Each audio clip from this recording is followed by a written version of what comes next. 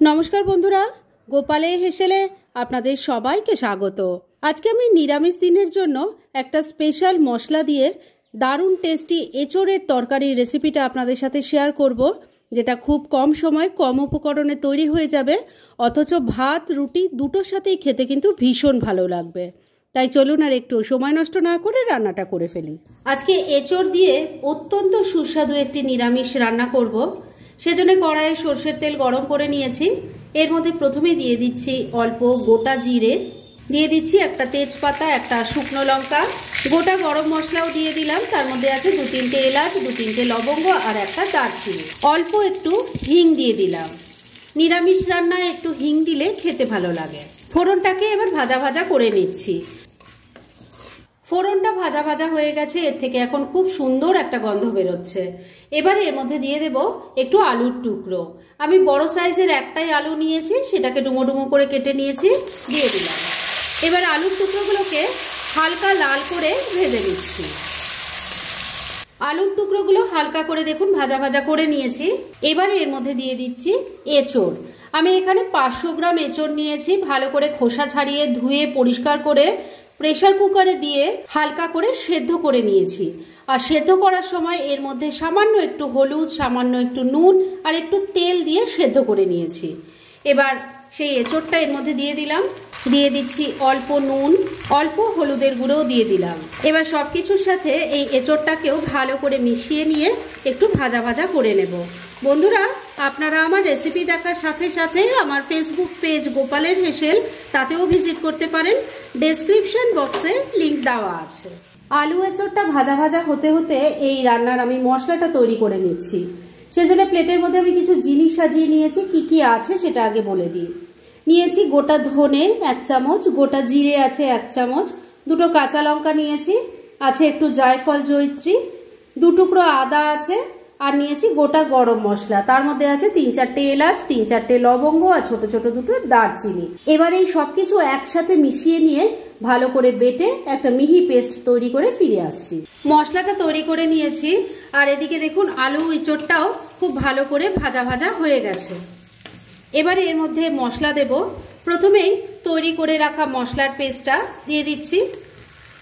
গুঁড়ো মশলার মধ্যে এখন এখানে শুধু আমি দিয়ে দিচ্ছি অল্প একটু কাশ্মীরি মির্চ পাউডার, কেননা হলুদের গুঁড়ো আগেই দেওয়া আছে, তাই আর দেওয়ার কোনো প্রয়োজন পড়বে না।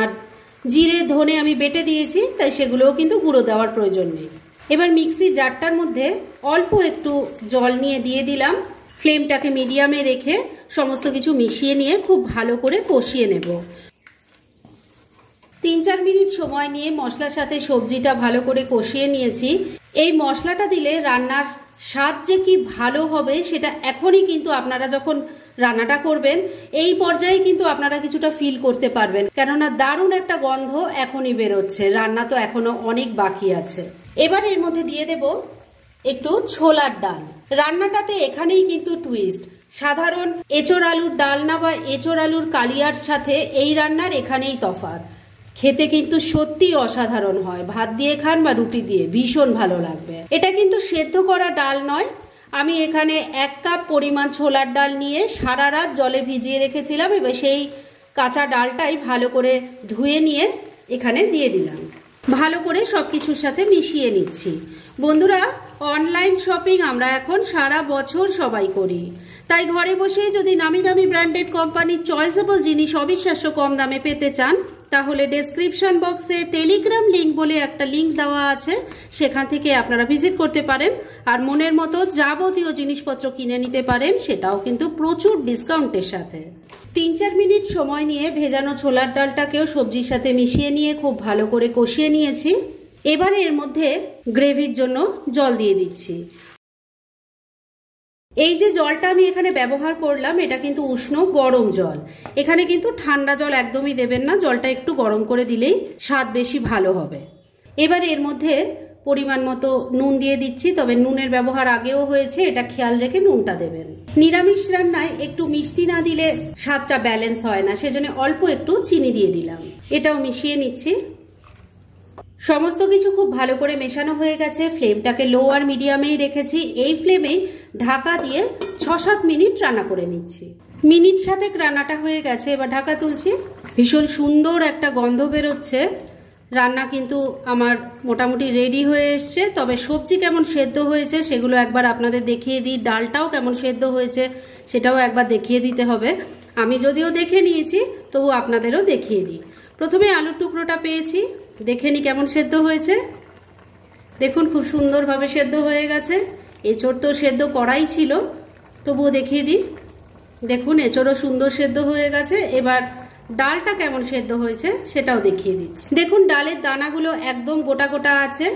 আর সেদ্ধ কেমন হয়েছে দেখুন, হাত দিয়ে চাপ দিলেই ভেঙে যাচ্ছে।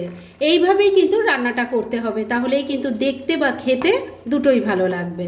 যাই হোক, রান্না তো মোটামুটি রেডি। এবার শুধু শেষ পর্যায়ে এর মধ্যে দিয়ে দেব একটু ঘি। ভালো করে মিশিয়ে নিচ্ছি। ঘিটা ভালো করে মিশিয়ে নিয়েছি। রান্না এবার একদম রেডি। গ্যাসটা বন্ধ করে দিলাম। এবার মিনিট খানেকের জন্য স্ট্যান্ডিং টাইমে একটু ঢাকা রাখছি আর তারপর সার্ভ করে আপনাদের দেখাচ্ছি। ফ্রেন্ডস, আমার আজকের এই দুর্দান্ত স্বাদের এঁচোড়ের তরকারির রেসিপি একদম রেডি হয়ে গেছে এবং আমি সার্ভ করে দিয়েছি। খুব কম সময় কম উপকরণে এটা তৈরি হয়ে যায়, অথচ স্পেশাল মশলাটা দিলে পরে এর স্বাদ কিন্তু অসাধারণ হয়। সেটা একবার ট্রাই করলেই আপনারা বুঝতে পারবেন। তাই দেরি না করে পারলে এটা আজই একবার ট্রাই করে ফেলুন আর তারপর প্লিজ কমেন্ট করে জানাবেন। এরম ধরনের অনেক ভালো ভালো নিরামিষ রান্নার রেসিপি আপনারা গোপালের হেসেল সার্চ করলেই পেয়ে যাবেন, যার মধ্যে থেকে কিছু কিছু আমি সাজেস্টেড বক্সেও দিয়ে দেব, সেখান থেকেও আপনারা দেখে নিতে পারেন। তাই গোপালের হেসেল অবশ্যই ভিজিট করুন। আর আপনারা কেমন ধরনের রেসিপি চাইছেন সেটাও কিন্তু আমাকে জানাতে পারেন। আমি চেষ্টা করব সেসব রেসিপিগুলো আপনাদের সাথে শেয়ার করার। আর আমার আজকের এই রেসিপি যদি আপনাদের ভালো লাগে আর ইউজফুল বলে মনে হয়, তাহলে যারা এখনও আমার চ্যানেলটাকে সাবস্ক্রাইব করেননি তারা প্লিজ প্লিজ সাবস্ক্রাইব করুন। তাহলে আজকের মতো এখানেই শেষ করছি। পরদিন আবার এরকমই কোনো ভালো রেসিপি নিয়ে চলে আসবো। আপনারা সবাই খুব ভালো থাকুন, সুস্থ থাকুন।